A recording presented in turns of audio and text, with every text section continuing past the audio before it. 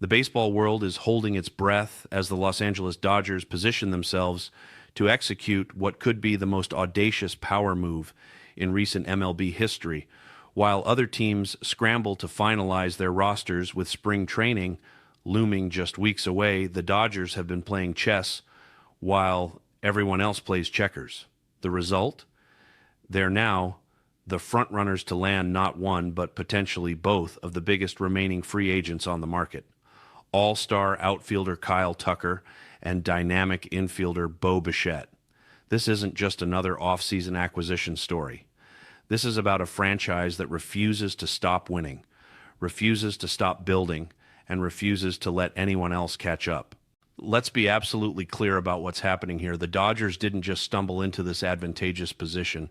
They orchestrated it with the patience of a master strategist and the ruthlessness of a champion that knows exactly what it wants. While teams like the Toronto Blue Jays were busy throwing money around this winter, signing Dylan Cease, Cody Poteet, Tyler Rogers, and most recently Kazuma Okamoto, the Dodgers were quietly watching, waiting, and preparing to strike at precisely the right moment. That moment appears to be now, and the ripple effects could reshape the competitive balance of Major League Baseball for years to come. According to recent reports from insider John Heyman, the Dodgers have officially checked in on Bo Bichette, while simultaneously emerging as the top team capable of offering Kyle Tucker the kind of short-term, high-average annual value contract that could actually entice him to sign. Now, does this mean a deal is imminent? Not necessarily. But it does mean the Dodgers are closer than ever to landing at least one of these premium talents, and possibly both. The hot stove is cranking up the heat with pitchers and catchers set to report in less than a month, and desperation is starting to creep into the calculations of players still searching for their next home. The key to understanding why the Dodgers are suddenly in such a commanding position lies not in what they've done, but in what the Toronto Blue Jays have done. Toronto entered this offseason with ambitious plans, big money to spend, and legitimate aspirations of building a championship contender. They executed that plan by bringing in quality players across multiple positions, addressing needs, and making a statement to their fan base that they were serious about competing. But here's the problem. They may have already spent themselves out of the Kyle Tucker and Bo Bichette sweepstakes without even realizing it. Ken Rosenthal recently reported that it's becoming increasingly unlikely that Bo Bichette will return to the Blue Jays this offseason. That's a massive development, and it signals a shift in Toronto's strategy or perhaps their financial limitations.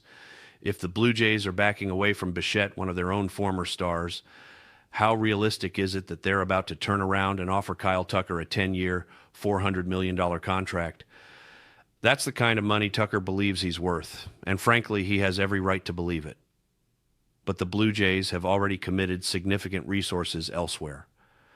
The math just doesn't add up for them anymore, and that's where the Dodgers come in with their signature move, the perfectly timed strike. Think about the current free agent landscape for a moment. We're talking about some serious talent still available. Kyle Tucker, obviously, Bo Bichette, Cody Bellinger, though most reports suggest he's likely heading back to the New York Yankees at some point. Alex Bregman is still out there searching for the right deal.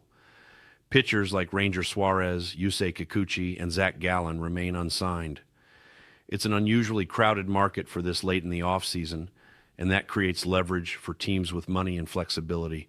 The Dodgers have both, and they've positioned themselves brilliantly by not panicking early while everyone else overspent.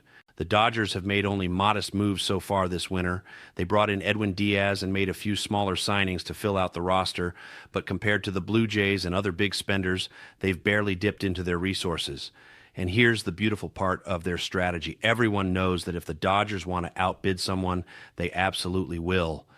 If it comes down to Toronto offering short-term high AAV contracts to either Tucker or Bichette, the Dodgers simply won't be beaten.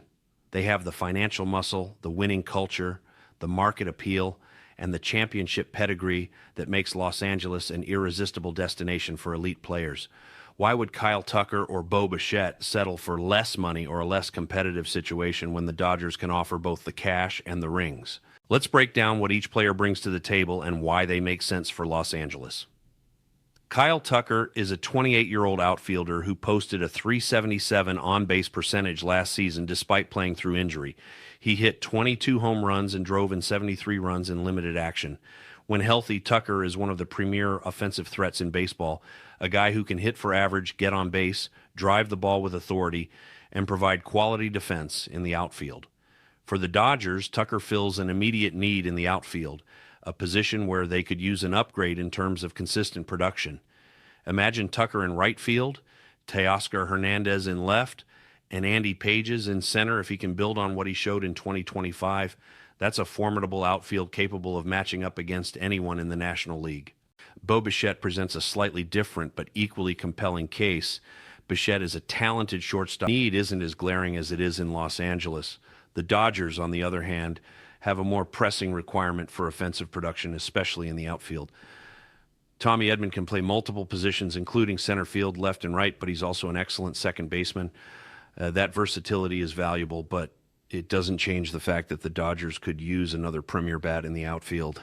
This is where the Dodgers' waiting game pays dividends. They've sat back, remained patient, and allowed the market to develop, while other teams exhausted their resources or eliminated themselves from contention.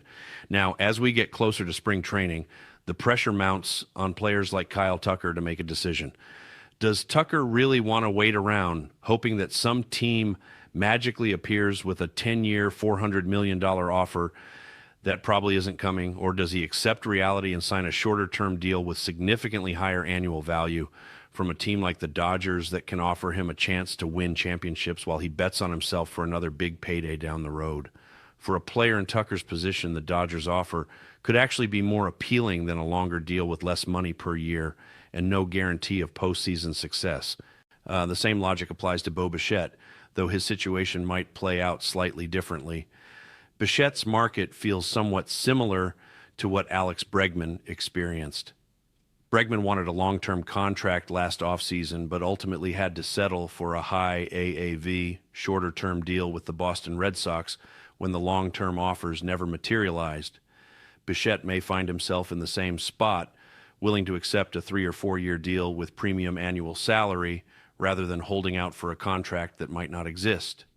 And if that's the case, the Dodgers should absolutely be willing to make that deal. A 3 to 4 year commitment to Bichette at a high salary is far less risky than a decade-long contract, and it keeps the Dodgers' long-term flexibility intact while adding an elite talent to the roster right now. So here's the ultimate question. Who should the Dodgers prioritize? If you could only sign one player, would you rather have Bo Bichette or Kyle Tucker? It's a fascinating debate because there really isn't a wrong answer. From a pure positional need standpoint, Tucker might make slightly more sense. The Dodgers' outfield has been a question mark in terms of consistent production, and Tucker immediately addresses that concern. He slots into right field, pushes Teoscar Hernandez to left, and you have a legitimate three-headed monster in the outfield if Pages continues his development. Your infield remains strong with Will Smith behind the plate, Freeman at first, Edman at second, Betts at short, and Muncy at third. That's a championship caliber lineup top to bottom.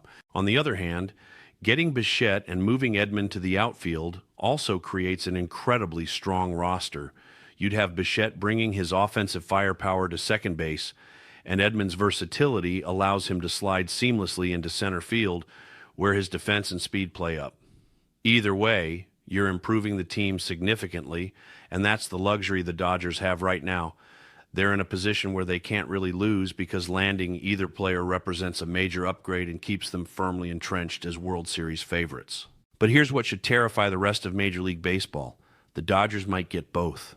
It sounds crazy, it sounds greedy, and it sounds exactly like something the Dodgers would pull off. Think about it. If the Blue Jays land Tucker, the Dodgers pivot to Bichette. If Toronto brings back Bichette, the Dodgers go get Tucker.